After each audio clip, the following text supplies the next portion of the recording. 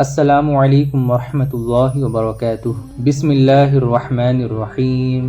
جن دنوں سلطان الہند عطائے رسول سرکار خواجہ غریب نواز معین الدین حسن چشتی سنجری قدس سرہ مجاہدہ و ریاضت میں مشغول تھے، سیدنا غوث پاک شیخ محی الدین عبد القادر جیلانی رضی اللہ تعالی عنہ کی شان غوثیت کا وہ حیرت انگیز واقعہ پیش آیا جس میں جناب کو سید الاقطاب والاولیاء مقرر کیا گیا۔ حضرت سید محمد گیسو دراز علی رحمہ حضرت شیخ نصیر الدین محمود چراغ دہلی علی رحمہ سے نقل کرتے ہیں کہ جب سرکار غوث اعظم شیخ محی الدین عبد القادر جیلانی بغدادی قدس سرہ نے قدمی ھذہ علی رقبۃ کل ولی اللہ، یعنی میرا قدم تمام اولیاء اللہ کی گردن پر ہے، فرمایا تو اس وقت سرکار خواجہ غریب نواز کا عہد شباب تھا اور وہ خراسان کے پہاڑوں میں کہیں مشغول مجاہدہ و ریاضت تھے۔ انہوں نے غائبانہ سرکار غوث اعظم کا ارشاد سنا اور اپنی گردن جھکا کر جواب دیا، بل علی عینی و رأسی،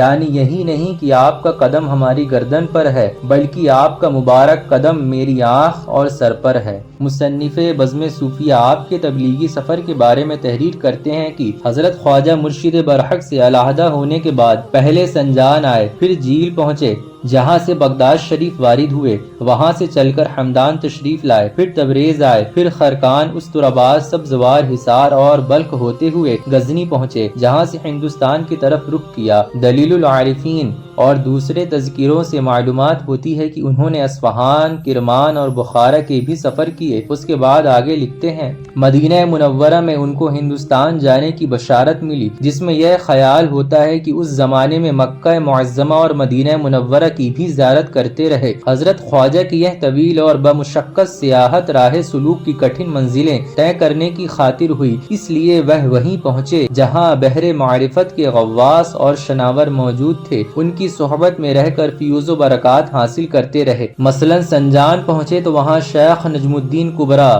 کی خدمت میں 2.5 برس تک قیام پذیر رہے۔ بغداد آئے تو حضور غوث پاک کے آستانے پر 5 ماہ تک معتکف رہے۔ بغداد شریف میں آپ کا حجرہ اعتکاف آج بھی خواجہ غریب نواز کے چلے کے نام سے موجود و مشہور ہے۔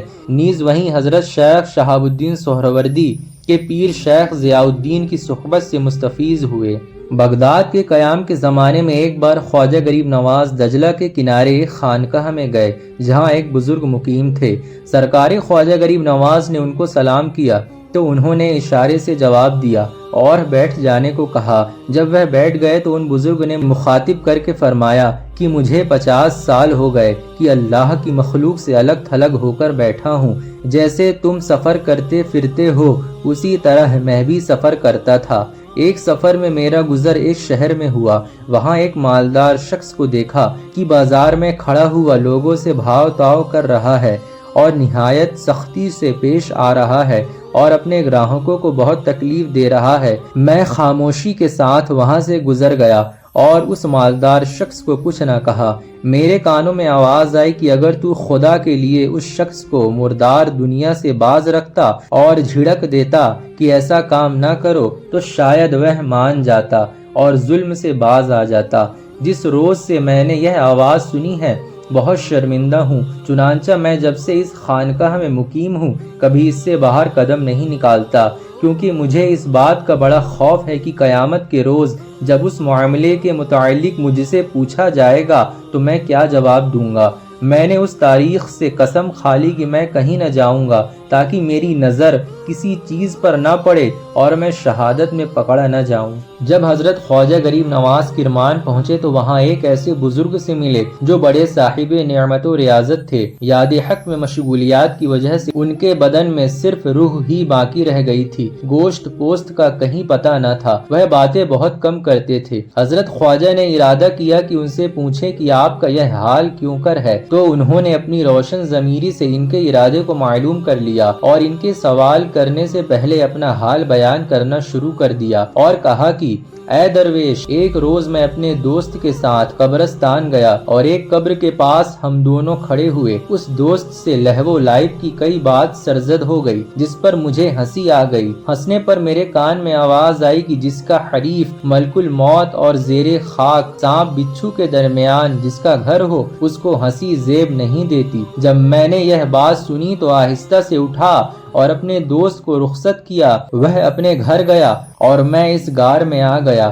اور یہاں سکونت اختیار کر لی۔ اس دن سے مجھ پر بڑی ہیبت طاری ہے اور خوف سے میری جان دھلتی جا رہی ہے۔ آج 40 سال ہو گئے، میں ہنسا نہیں اور میں نے ندامت کے سر اٹھا کر آسمان کی طرف نہیں دیکھا کہ کل قیامت کے دن وہاں کیا منہ دکھاؤں گا۔